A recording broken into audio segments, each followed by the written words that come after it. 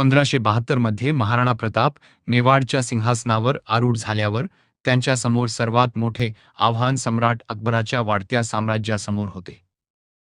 अकबराला मेवाड आपल्या साम्राज्याचा भाग व्हावा असे वाटत होते, पण प्रतापसाठी मेवाड केवळ एक राज्य नव्हते, ती त्यांची मातृभूमी आणि त्यांचा आत्मसन्मान होता.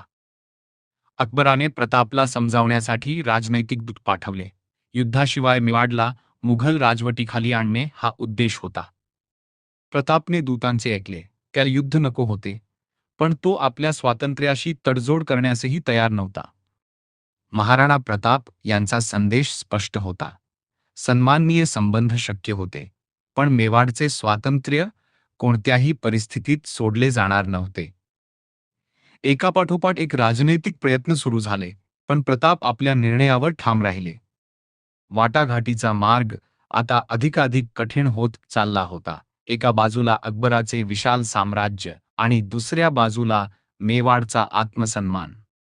प्रतापला माहीत होते की येणारा संघर्ष सोपा नसेल, पण त्याने आपल्या भूमीसाठी, आपल्या लोकांसाठी आणि आपल्या स्वातंत्र्यासाठी लढण्याचा निर्धार केला होता.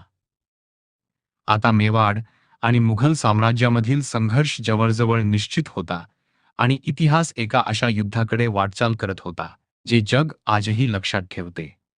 तीच होती लढाई, हळदी घाटीची लढाई.